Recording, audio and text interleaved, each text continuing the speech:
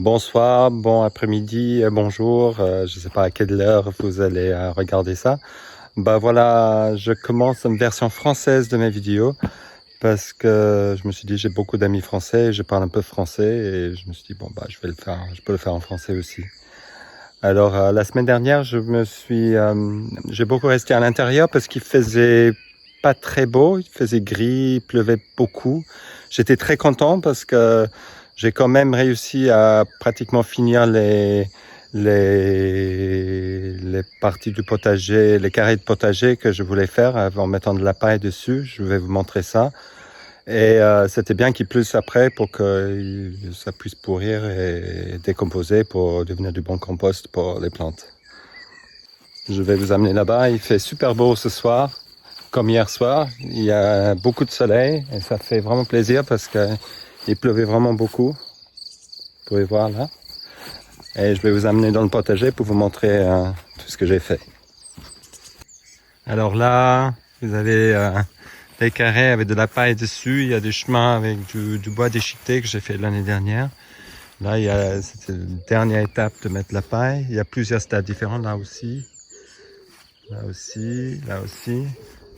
Et puis, on voit là-bas, j'ai pas encore mis, comme j'avais du carton pour bloquer les mauvaises herbes. Et après, je mettrai une couche de terreau et de la paille aussi pour faire un mulch. Voilà. Et un autre là-bas. Et à part ça, comme il faisait très moche, j'ai passé beaucoup de temps à l'intérieur, surtout à l'intérieur de ma serre. Et je vais vous montrer, j'étais en train de transplanter mes bébés, comme je les appelle, et les éclaircir, les planter un peu dans la terre. Et voilà, je vais vous montrer ça. Alors là, j'ai laissé la porte ouverte parce qu'il faisait vraiment très chaud aujourd'hui. Et comme vous pouvez voir, c'est beaucoup plus organisé cette semaine. J'ai passé beaucoup de temps à désherber et j'ai planté, par exemple là, il y a du basilic. J'ai plein de basilic, on va pouvoir faire des pestos à gogo et vraiment, j'ai énormément, pas que ici. Là, si vous voyez, il y a plein de basilic en pot aussi. J'ai planté là.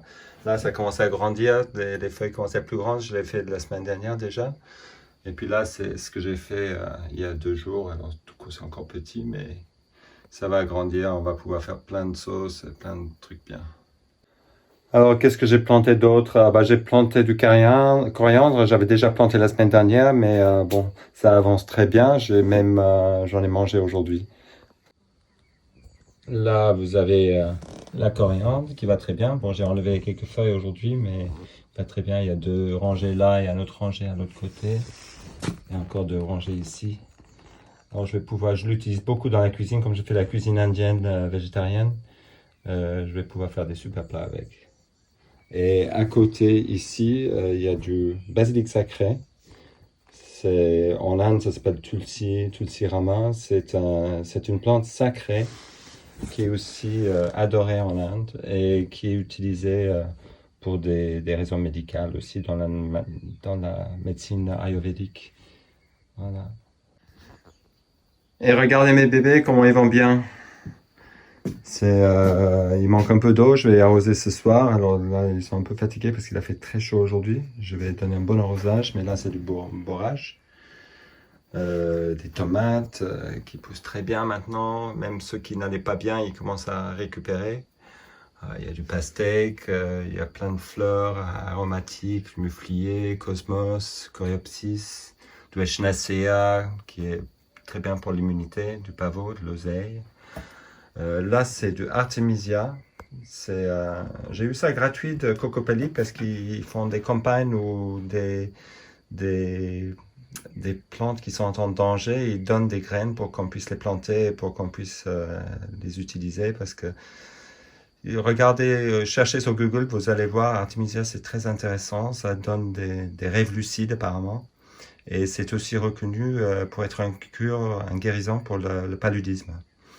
Alors, dans certaines traditions, là, il y a des coquelicots et du kale. J'en ai des tonnes. On va pouvoir faire des jus. Et à part des légumes, je crois aussi que c'est très important que la beauté soit présente dans le jardin, des fleurs. Je crois que c'est un peu philosophique pour ma part parce que je crois vraiment que dans la vie, il faut un équilibre entre l'argent et la beauté, entre gagner sa vie, gagner sa nourriture et aussi la beauté parce que la beauté c'est hyper important, comme la culture c'est hyper important. Et du coup, j'ai planté des fleurs aussi. Moi-même, on peut manger des fleurs, comme le capucine. Le capucine, on peut manger des fleurs et des feuilles. C'est aussi très intéressant dans le jardin pour faire partir des bêtes, pour attirer les bonnes bêtes, pour faire partir les mauvaises. J'ai planté aussi quelques lys ailleurs dans le jardin, des glaïeuls et d'autres fleurs que je vais planter bientôt. Et, je commence à étudier un peu l'idée de plantes compagnons parce que c'est un concept que je trouve très intéressant. En lisant les livres que j'ai lus, The Spoke the Plant, que j'ai parlé la semaine dernière, dont je parlais la semaine dernière, ça parle de certaines plantes, ils s'aiment et certaines plantes, ils s'aiment pas. Ils sont comme nous, ils sont conscients, je sais pas le mot, sentient. Et, c'est intéressant comment ils communiquent entre eux, ils savent quand l'autre. Ils ont plusieurs manières de communiquer, ça peut être par le son, par les chimies. On sait pas tout parce que c'est vraiment quelque chose qu'on découvre mais les plantes, ils ont beaucoup de secrets à nous donner et ils sont là depuis beaucoup plus longtemps que nous. Et je trouve ça vraiment fascinant. Et regardez ce qu'on a ici. Voilà les petits pois. Ils commencent à grossir. Ça va être la première récolte bientôt. C'est vraiment super. J'ai hâte. J'adore les petits pois. Et voici la fleur d'un pois gourmand. Mange tout. C'est magnifique, je trouve. Et voici le curcuma que j'ai planté il y a quelques jours avec le gingembre, qui a l'air très heureux et il commence vraiment à s'épanouir et les feuilles grandissent. Et voici le gingembre qui va pas mal non plus. C'est la même famille, c'est pas exactement pareil comme feuilles, c'est des feuilles plus fines et ça va très bien aussi.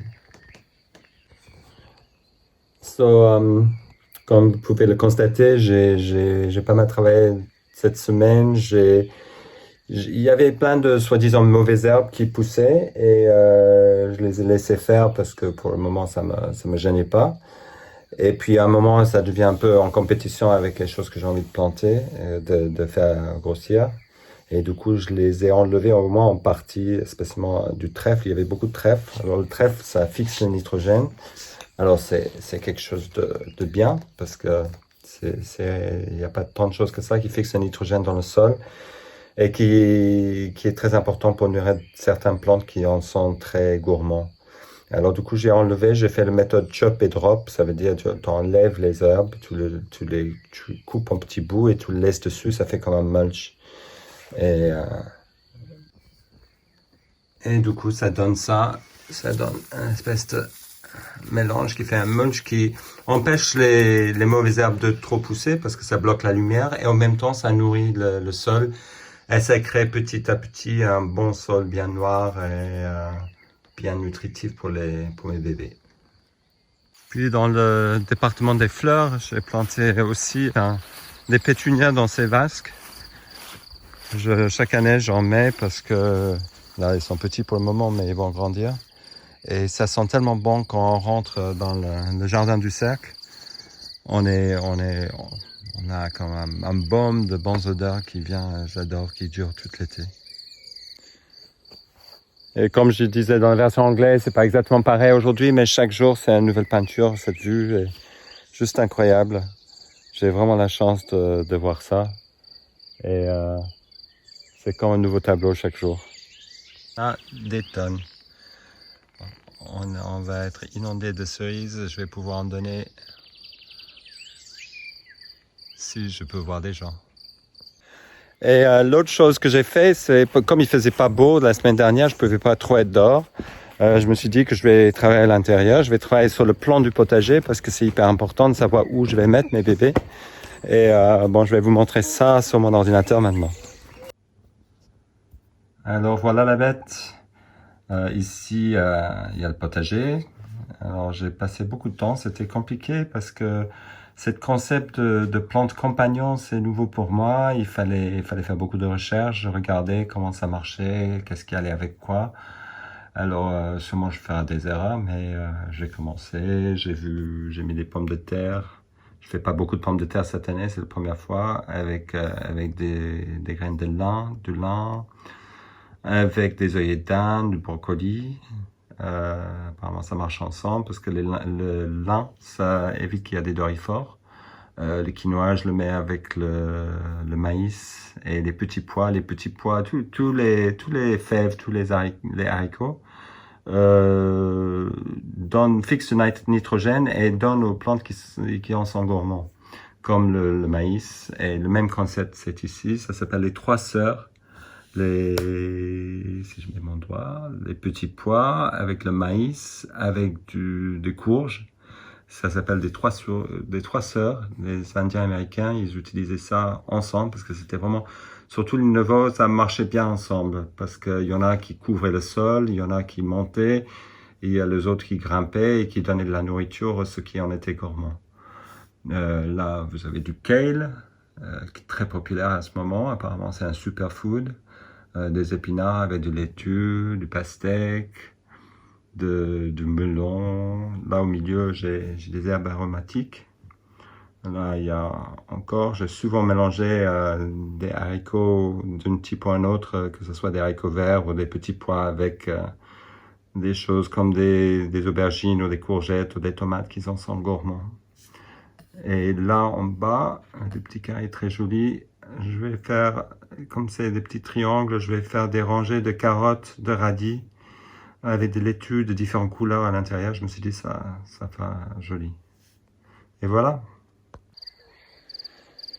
Alors là, vous l'avez pour aujourd'hui. C'est lundi soir. Hier, c'était dimanche que j'ai fait la version anglaise.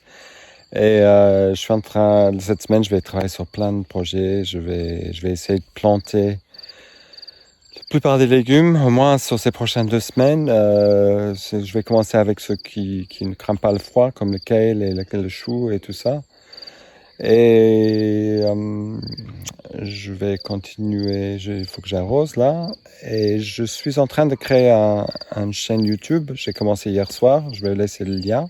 Si jamais ça vous intéresse, ça m'encourage beaucoup, tous vos encouragements. Et je suis très content de faire ça et que ça plaise aux gens. Et j'espère que c'est pas trop dur le confinement et que vous avez hâte de sortir de ce confinement. Je pense qu'il va falloir qu'on fasse attention. Je ne sais pas du tout le monde qui nous attend après. Je suis assez curieux de savoir comment ça se passe. J'espère qu'il y aura des grands changements dans notre attitude envers la Terre surtout. Parce que c'est flagrant comment on a maltraité et comment, juste en le laissant un peu tranquille pour un petit moment, ça va beaucoup mieux déjà. Alors je vais vous laisser avec la vue que j'ai et j'espère vous voir la semaine prochaine.